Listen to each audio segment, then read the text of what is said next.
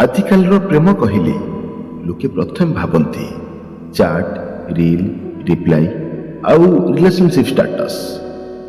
କିନ୍ତୁ ଗୋଟିଏ ପ୍ରଶ୍ନ କେବେ ଆପଣ ନିଜକୁ ପଚାରିଛନ୍ତି କି ଯାହା ସହ ବି ଆପଣ ଅଛନ୍ତି ସେଇଟା ସତରେ ପ୍ରେମ କି ନା କେବଳ ଗୋଟିଏ ଅଭ୍ୟାସ, ନା ଏକା ହେଇଯିବାର ଭୟ?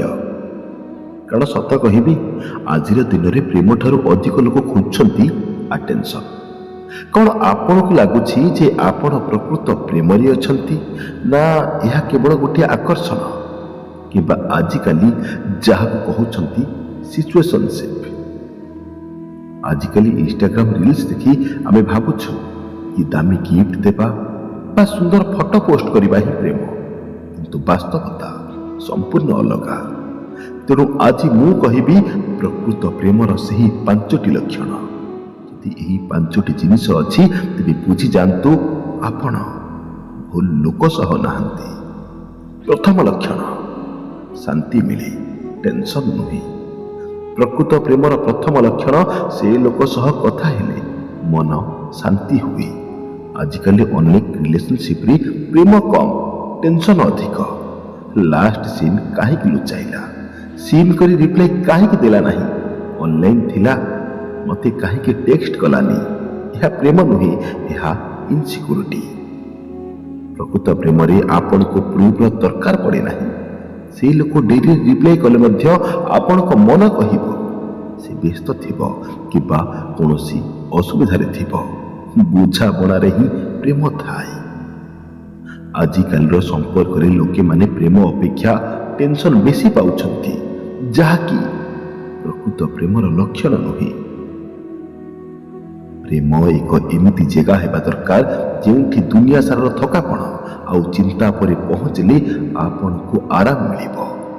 କିନ୍ତୁ ଯଦି ଆପଣଙ୍କୁ ନିଜ ପାର୍ଟନରଙ୍କ ସହ କଥା ହେବା ପାଇଁ ଡର ଲାଗୁଛି, ତାଙ୍କୁ କିଛି ବୁଝିବା ପାଇଁ ମାନସିକ ଚାପ ସହିବାକୁ ପଡ଼ୁଛି କିମ୍ବା ସବୁବେଳେ ମନରେ ଅଶାନ୍ତି ରହୁଛି, ତେବେ ବୁଝିଯାଆନ୍ତୁ ସେଠି ପ୍ରେମ କମ୍ ଆଉ ମ୍ୟାନିପୁଲେସନ୍ ବେଶୀ ଅଛି।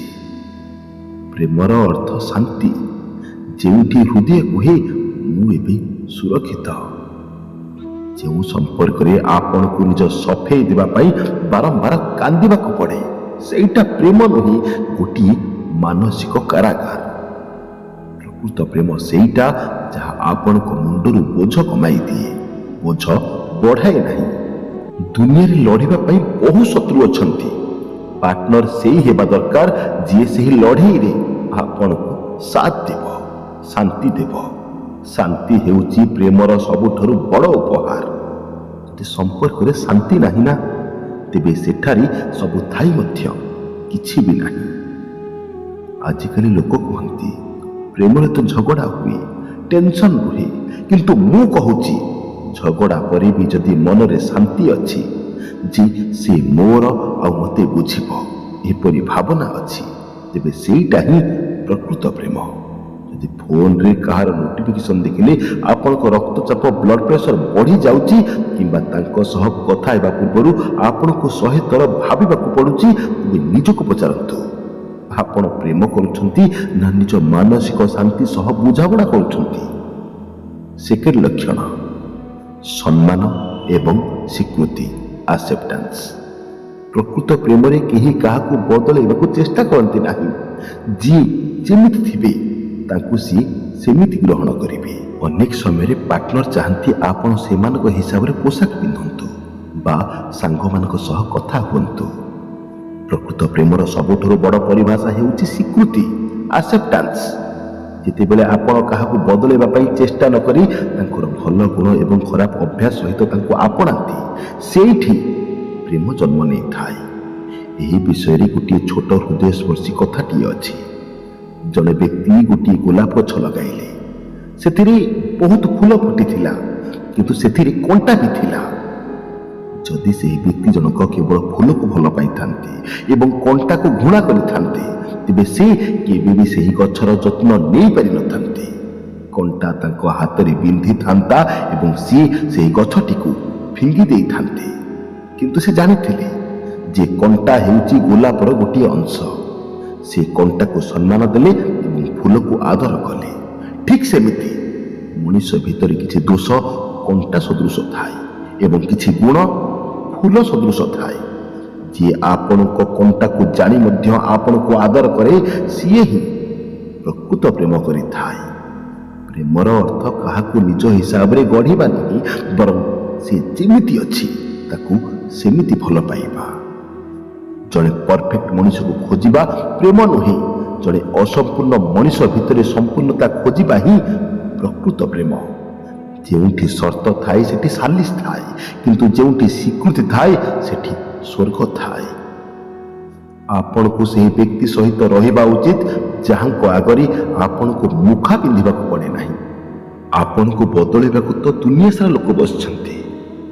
ଯିଏ ଆପଣଙ୍କୁ ନ ବଦଳାଇ ନିଜ ସହ ରଖିବାକୁ ଚାହେଁ ସିଏ ହିଁ ପ୍ରକୃତରେ ଆପଣଙ୍କର ନିଜର।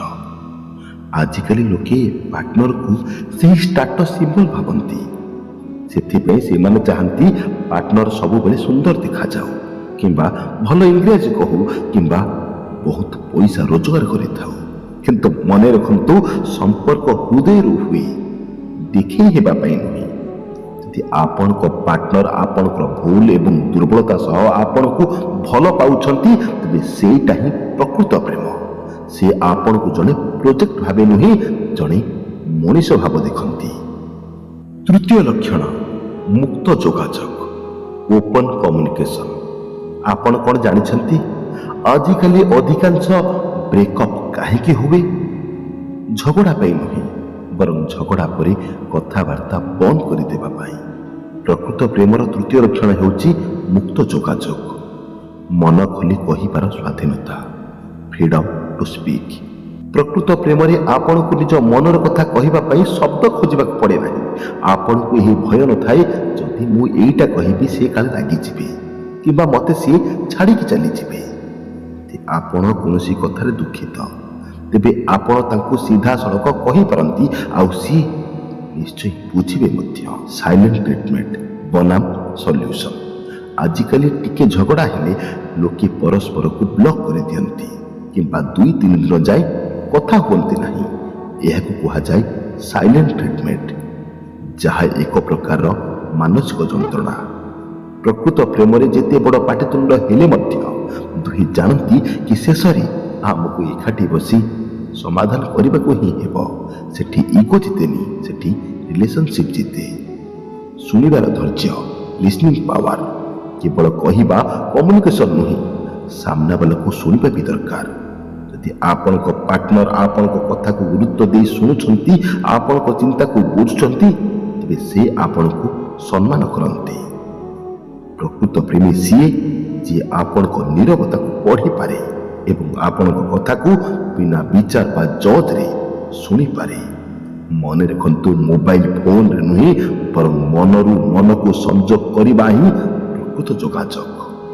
ଯଦି କଥାବାର୍ତ୍ତା ବନ୍ଦ ହୋଇଯାଇଛି, ତେବେ ବୁଝିଯାଆନ୍ତୁ ସମ୍ପର୍କରେ ଉଇ ଲାଗିବା ଆରମ୍ଭ ହୋଇଗଲାଣି।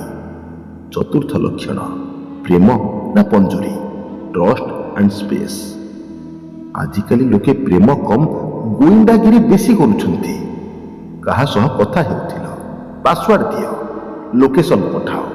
ଏଇଟା ପ୍ରେମ ନୁହେଁ, ଏଇଟା ଗୋଟିଏ ମାନସିକ ପଞ୍ଜୁରୀ। ପ୍ରକୃତ ପ୍ରେମର ଚତୁର୍ଥ ଲକ୍ଷଣ ହେଉଛି ବିଶ୍ୱାସ ଏବଂ ସ୍ୱାଧୀନତା। ମନେ ରଖନ୍ତୁ, ହାତ ମୁଠାକୁ ଆପଣ ଯେତେ ଜୋରରେ ଭିଡ଼ିବେ, ଭିତରେ ଥିବା ବାଲି ସେତେ ଶୀଘ୍ର ଖସିଯିବ। ପ୍ରେମ ଏକ ପ୍ରଜାପତି ଯାହାକୁ ଜାବୁଡ଼ି ଧରିଲେ ମରିଯାଏ, ହାତ ଖୋଲିଦେଲେ ଉଡ଼ିଯାଏ।